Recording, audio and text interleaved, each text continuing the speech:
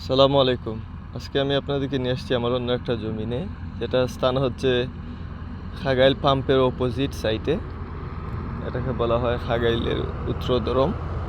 তো এখানে আমার টোটাল আছে আপনার 4 বিঘা জমি, 33 বিঘা, 4 বিঘার মধ্যে 2 বিঘা আছে আপনার হাইব্রিড, যেটা SL8H, এবং বাকি দুই বিঘার মধ্যে 1 বিঘা হচ্ছে ফিলিপাইনি চিকন ধান, যেটা সুগন্ধি ছাড়া, এবং আরেকটা হচ্ছে আপনার বিধান 108 আছে।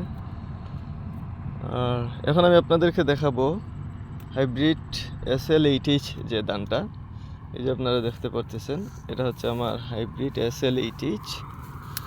এখানে 2 বিঘা জমি আছে এবং এটার আপনার বীজতলা থেকে শুরু করে এই পর্যন্ত এটার বয়স হয়েছে 95 দিন। তো আমার হাতে এখনও 1 মাস সময় আছে। এই ধানটা এখনও 1 মাসের মতো সময় নেবে পাকতে, কারণ এটার আপনার গড় জীবনকাল হচ্ছে 130 দিন, এই হিসাবে বলতেছি আমি।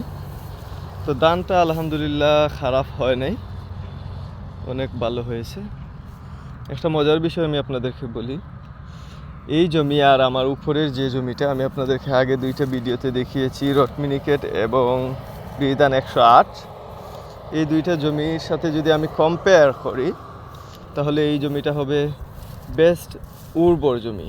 এটার মধ্যে আপনার ওইটাতে যেরকম পরিমাণ মতো সার দিতে হয়েছে, এটাতে এরকম দেওয়া লাগে নাই, কম দেওয়া লাগছে, কারণ জমির মধ্যে অনেক উর্বরতা আছে। যদি আমি ওই মতো আগের মতোই দিতাম, তাহলে আমার ধানটা এইরকম না হয়ে কি বলে, এই যে আপনার আফারুর মতো দিয়ে দিত আর কি, অনেকগুলো ধান হয়ে মারা যেত। তো ধানটা কিছু হালকা থাকলে ফলন ভালো পাওয়া যায়। তো এই জিনিসটা আমি মাথায় রেখে উপরের জমিতে যেরকম সার ব্যবহার করছি, এটাতে এরকম আমি করি নাই। এটাতে আমি 2 কিস্তিতে সার দিয়েছি, তাও দিয়েছি ইউরিয়া 7 কেজি, দানাদার কীটনাশক ফাটেরা 1 কেজি বিঘা প্রতি, MOP টোটালি দিয়েছি আমি 10 কেজি, TSP দিয়েছি 10 কেজি, জিপসাম 5 কেজি। এই হলো আমার সারের হিসাব।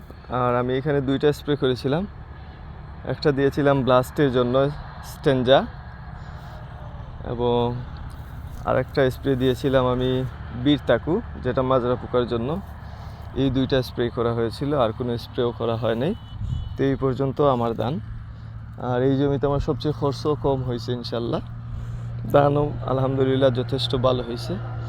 তো আপনারা চাষ করার সময় একটা জিনিস খেয়াল রাখবা, ভালো ফলন পেতে হলে ভালো বীজের দরকার। তো সবচেয়ে উন্নত জাতটাই চাষ করার চেষ্টা করবা, তাহলে আপনারা ইনশাল্লাহ কৃষিকাজ করে নিজেকে দুর্বল মনে করবেন না, বা অন্যের জমিনে ভালো ধান আপনার জমিনে খারাপ ধান দেখে আফসোসও হবে না, যদি আপনি এই কাজটা করতে পারেন। তো এই হিসাবে গেলে ধানটা আলহামদুলিল্লাহ যথেষ্ট ভালো হয়েছে। আপনারও এরকম ভালো ভালো ধান চাষ করবেন। আর আমার ভিডিও করার উদ্দেশ্য একটাই, আপনাদেরকে উৎসাহিত করা, অনুপ্রাণিত করা, যাতে আগামীতে ভালো ভালো বীজ এনে চাষ করতে পারেন, নিজেকে একজন ভালো সফল কৃষক হিসাবে গড়ে তুলতে পারেন। কৃষি পেশাটা কোনো ছোটো পেশা নয়। আমরা বাঙালি, আমাদের উচিত গর্ব করা এই কৃষি পেশাটাকে নিয়ে। এই কৃষি থেকেই অনেক কিছু করা সম্ভব, যদি আমরা সঠিকভাবে কৃষিটা করতে পারি, নিয়মগুলো মেনে শুনে করতে পারি, তাহলে সবই সম্ভব ইনশাআল্লাহ। তো আপনাদেরকে উৎসাহিত করা, এটা হচ্ছে আমার উদ্দেশ্য। আশা করি আপনাদেরকে আমার পাশে পাবো সবসময়। সবাই একে অপরের জন্য দোয়া করব। আর সবশেষে এটাই বলবো আল্লাহর দরবারে, আল্লাহ যেন আমাদের রিজিকগুলোকে আমাদের হাতে সহি সালামতে তুলে দেন এবং আমাদের রিজিকের মধ্যে বরকত দান করেন। তো আজ এই পর্যন্তই। আসসালামু আলাইকুম রহমতুল্লাহ। সবশেষে একটা কথা বলবো, এখানে আমি রাস্তার পাশে, এজন্য গাড়ি ঘোড়ার অনেক শব্দ, এজন্য আমি দুঃখিত। শব্দটা বন্ধ করা আমার পক্ষে সম্ভব না। তো ভালো থাকবেন। আসসালামু আলাইকুম।